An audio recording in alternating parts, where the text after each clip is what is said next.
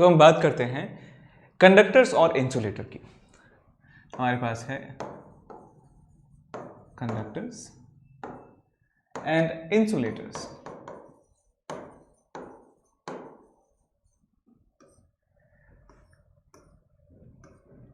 तो सिंपल से इनका डेफिनेशन ये है कि ऐसे मटेरियल्स जो करंट को पास होने देते हैं अपने अंदर से उनको कहा जाता है कंडक्टर्स, और ऐसे मटेरियल जो करंट का जो फ्लो है उसको अलाउ नहीं करते हैं। तो यहाँ पे हम कह सकते हैं यहाँ पे कि materials which allows passage of electricity, passage of electricity।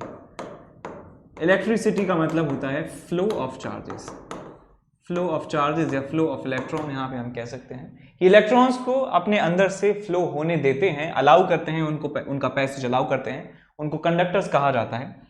और इसका एग्जाम्पल है आपके पास मेटल्स जो होते हैं वो जनरली कंडक्टर्स होते हैं, और अर्थ जो है वो एक कंडक्टिंग ऑब्जेक्ट है, कंडक्टिंग मटेरियल है, और ह्यूमन बॉडी जो है वो भी एक ह्यूमन बॉडी, ये भी एक कंडक्टर का एग्जाम्पल है। ये 3 एग्जाम्पल हैं और भी हो सकते हैं।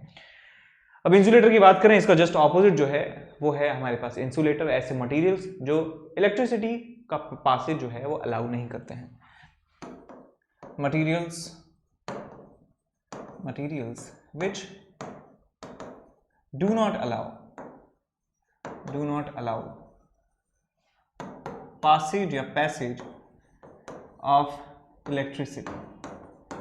इलेक्ट्रिसिटी का मतलब है कि flow of charges, flow of electrons कह सकते हैं, फ्लो ऑफ इलेक्ट्रॉन्स भी इसको कहा जा सकता है। ऐसे मटेरियल्स को इंसुलेटर कहा जाता है। जैसे हमारे पास है बहुत सारी चीज़ें हैं, प्लास्टिक, वुड, ठीक, water pure in pure form, H2O pure. ये जो है कोई भी जो चार्ज का फ्लो है, कोई भी करंट का, इलेक्ट्रिसिटी का जो फ्लो है, इलेक्ट्रिसिटी का पैसेज जो है वो अलाउ नहीं करता है। तो ये जो है आप ऑलरेडी पढ़ चुके होंगे ये वाली चीज़ें, क्योंकि आप ऑलरेडी सिलेबस खत्म कर चुके हैं। तो ये बताना चाहूँगा कि ये आपको करंट इलेक्ट्रिसिटी में बताया गया था। और एक इन दोनों के बीच में एक और मटेरियल होते हैं जिनको सेमीकंडक्टर कहा जाता है। सेमीकंडक्टर की प्रॉपर्टी ये होती है कि उनमें इलेक्ट्रिसिटी का जो पैसेज है वो इससे होता है कम और इनसे होता है ज़्यादा। तो इंसुलेटर से ज़्यादा इलेक्ट्रिसिटी वो पासेज कर सकते हैं और कंडक्टर से कम इलेक्ट्रिसिटी का पैसेज वो कर सकते हैं। उनको सेमीकंडक्टर कहा जाता है। सेमीकंडक्टर जैसे सिलिकॉन, जर्मेनियम, वो पूरा अलग बॉल गेम है, उसकी बात नहीं करते हैं। सिर्फ 2 हमारे पास आ गए, ठीक है। आगे चलते हैं। नेक्स्ट उसके बाद बात करते हैं कि चार्जिंग के मेथड्स कौन कौन से होते हैं। चार्जिंग का एक मेथड जो है वो होता है charging by induction.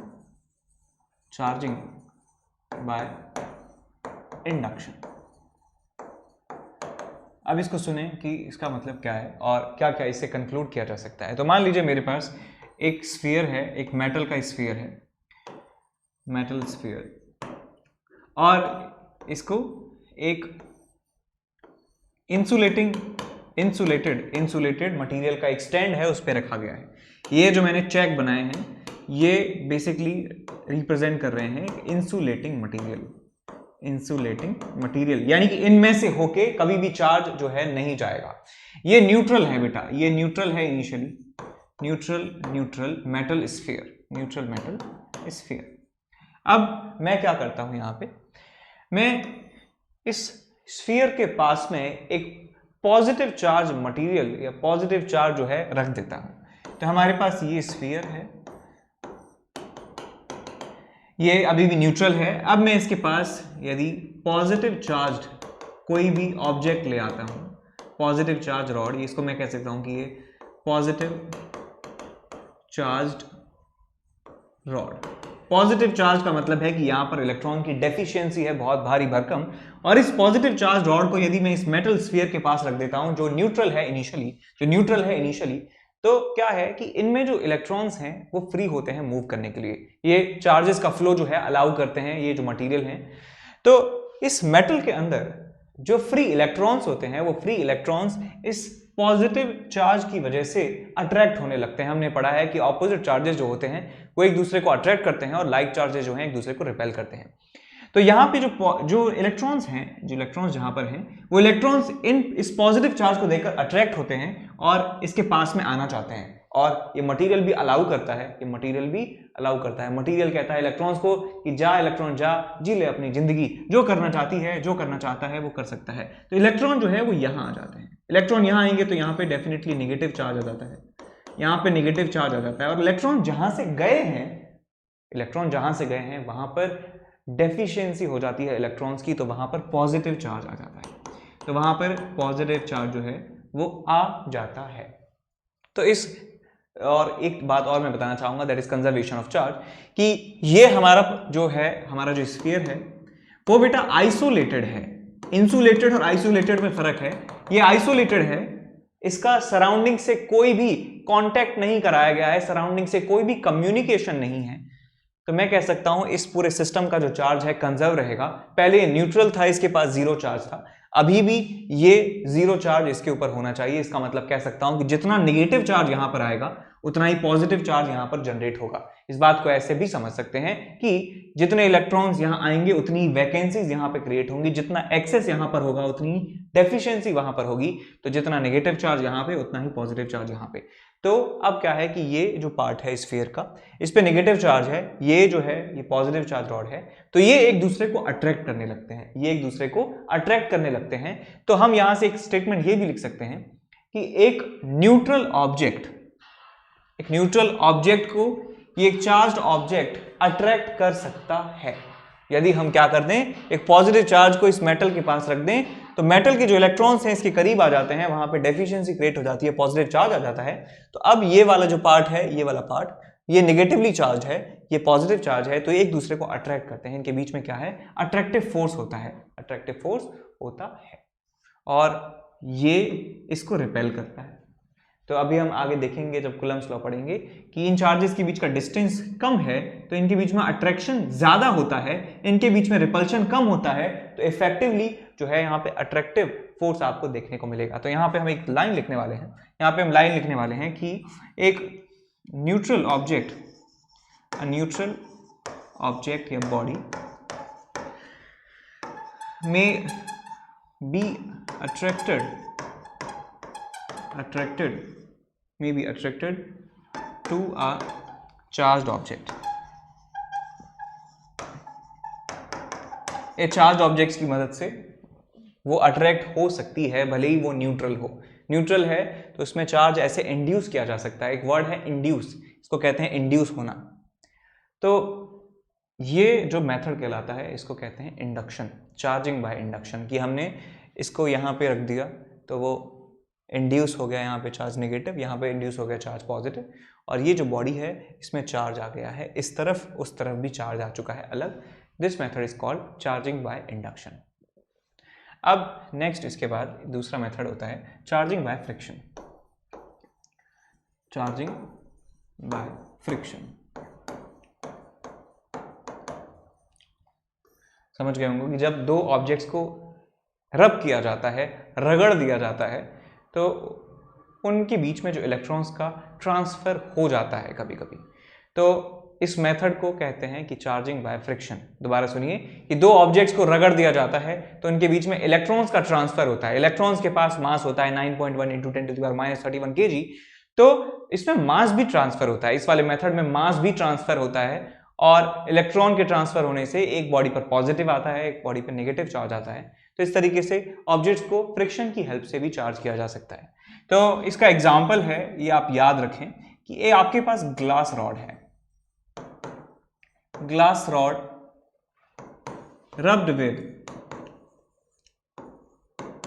Glass rod को यदि रब किया जाता है वुल या सिल्क के साथ, वुल या सिल्क के साथ, तो क्या होता है कि ये जो ग्लास रॉड है इसके ऊपर पॉजिटिव चार्ज आता है, और जो वुल सिल्क है उसके पास जो है नेगेटिव चार्ज आ जाता है। तो यहां पे हम लिखेंगे glass rod, glass rod, rods, rod, rod, becomes positively charged,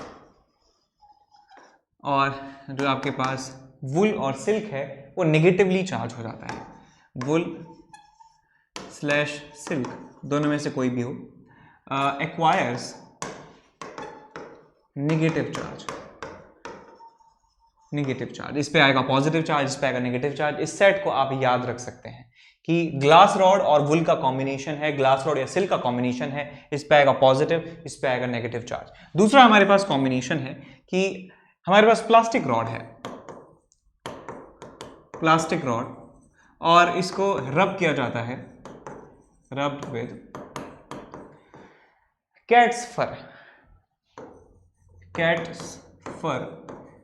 इससे यदि इसको रब किया जाता है, रगड़ दिया जाता है, तो प्लास्टिक की रॉड पे नेगेटिव चार्ज आता है, कैट्स फर पे पॉजिटिव चार्ज आता है। तो यहां पे हम लिखेंगे plastic rod gets negative charge and cat's फर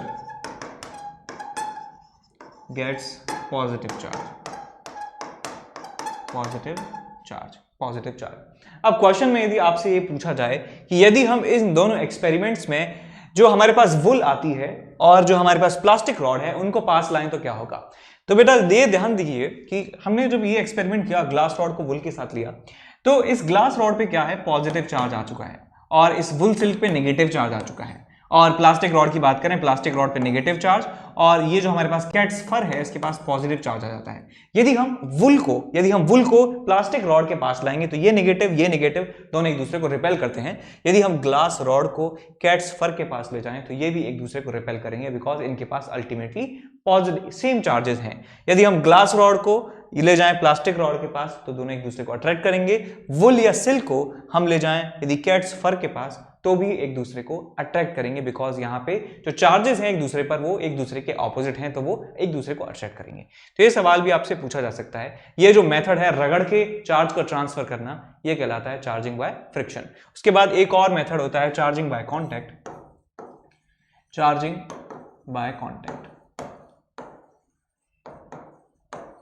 एक आपने एक वर्ड सुना होगा पिथ बॉल, जो है पिथ बॉल को आप समझ सकते हैं कि जो स्टायरोफोम होता है, जो इलेक्ट्रॉनिक्स की पैकिंग में इस्तेमाल किया जाता है। आपने देखा होगा टीवी जब आता है, एसी जब आता है, तो उसमें फोम होता है वाइट कलर का, वो स्टायरोफोम होता है। कुछ ऐसा ही यहाँ पे पिथ बॉल जो है वो होती है। अब पिथ बॉल जो है वो इंसुलेटर है। यदि हम क्या करें, एक ले लेते हैं एक चार्ज ऑब्जेक्ट ले लेते हैं और उस चार्ज ऑब्जेक्ट को इससे टच करवा देते हैं, इस चार्ज ऑब्जेक्ट को इससे टच करवा देते हैं, तो टच से इस पिथ बॉल के ऊपर कुछ चार्ज जो है वो आ जाता है। सिर्फ टच कराने से, बिना रगड़े, सिर्फ टच कराने से भी चार्ज यहाँ पे आ जाता है। या फिर हम कोई एक चार्ज ऑब्जेक्ट को पिथ बॉल से कनेक्ट कर दें यूजिंग अ कंडक्टर, एक कंडक्टर मटेरियल से, कंडक्टर से कोई भी ऑब्जेक्ट है, मान लीजिए कोई भी एक रैंडम ऑब्जेक्ट है, ये ऑब्जेक्ट के ऊपर पॉजिटिव चार्ज है, इसको हमने लिंक कर दिया एक कंडक्टर की हेल्प से एक पिथ बॉल से। Pith ball is like a foam ball. तो क्या होता है कि इस पर भी पॉजिटिव चार्ज ट्रांसफर होके आ जाता है। कुछ छोटा सा चार्ज जो है, थोड़ा सा चार्ज जो है वो यहाँ से यहाँ तक आ जाता है। इस तरीके के चार्जिंग मेथड को चार्जिंग बाय कॉन्टैक्ट कहा जाता है। अब क्वेश्चन में ये भी आता है कि एक पॉजिटिव चार्ज ऑब्जेक्ट को पिथ बॉल से टच करवा दिया तो पिथ बॉल पर पॉजिटिव आ गया। अब पिथ बॉल को हम पास में ले आते हैं, मान लीजिए कैट्स फर के पास ले आएंगे, तो क्या होगा, पिथ बॉल और ये कैट्स फर एक दूसरे को रिपेल करेंगे। तो सिंपली आपको एक कॉम्बिनेशन याद रखें, ग्लास रॉड और वुड और सिल्क का होता है, वुल और सिल्क का। इस पे ग्लास पे पॉजिटिव, उस पे नेगेटिव, और प्लास्टिक रॉड और कैट्स फर के बीच में यदि हम रबिंग कराएं तो जो प्लास्टिक रॉड है उस पर नेगेटिव चार्ज आता है और कैट्स फर पे पॉजिटिव चार्ज आता है। और ये कॉन्टैक्ट की हेल्प से हम पिथ बॉल पर भी, फोम पर कोई हम चार्ज को ट्रांसफर कर सकते हैं।